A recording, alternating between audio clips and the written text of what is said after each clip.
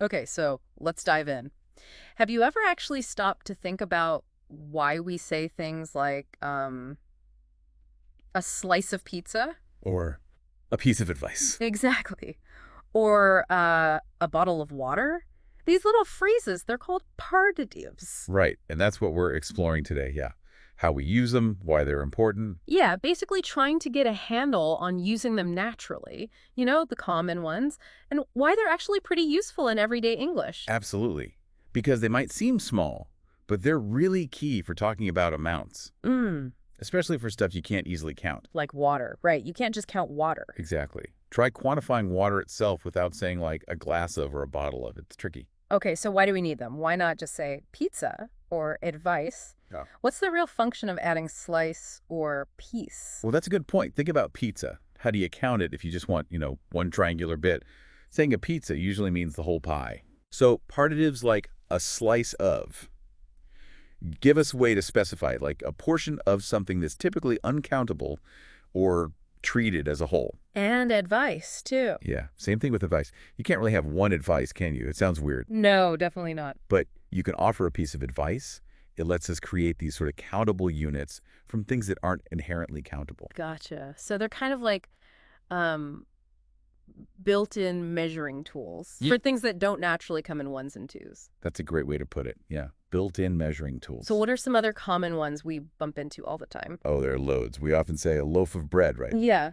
And what's interesting there is that loaf kind of reflects how bread is often shaped or sold. Okay. You also hear a grain of rice or maybe a drop of rain.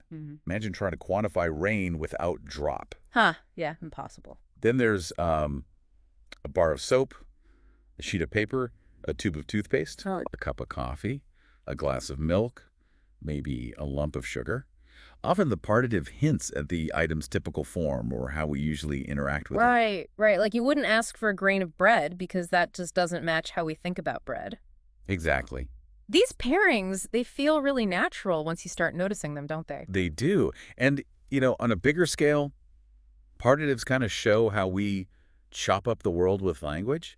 They add a layer of precision we'd otherwise miss. Yeah, I can see that. Think about ordering food or just describing how much of something you need. Without partitives, it could get pretty confusing pretty fast. Totally. Like some pizza is okay, but it's vague. A slice of pizza tells you exactly what you want. Precisely. Much clearer. So is it just random which word goes with which? Or are there sort of patterns? It definitely feels like certain words just belong together. Like you said, a bottle of pizza just sounds completely wrong. Yeah, weird. It's not strictly rules like grammar rules, but convention is huge here. We basically learn these pairings by hearing them and reading them. Ah, okay. So for liquids, container words like bottle, glass, cup, those are common and, well, they make logical sense, right? Right. Liquid goes in a container. Yeah. And for things that are more abstract or maybe granular stuff, words like piece or bit often work well. So it's a mix. Part logic, like the container thing, and part just what sounds right because we've heard it so much. Pretty much, yeah. It's that combination. Knowing these common pairings is really the key to using them smoothly, making your English sound natural. This is actually really helpful. It's amazing how these tiny little word choices add so much clarity. They really do. They're fundamental, They let us take things that aren't inherently countable and still talk about specific amounts. Really useful. So just to kind of wrap it up then, partitives phrases like a slice of, a piece of, a bottle of, they're basically tools we use. Yep. Tools to talk about amounts of stuff that isn't easy to count on its own, like liquids or materials or abstract ideas. And they're just essential for clear, everyday English. Couldn't have said it better. They bridge that gap between uncountable nouns and our need to actually quantify things. So maybe next time you're talking, just notice how often you use these phrases. You probably use them all the time.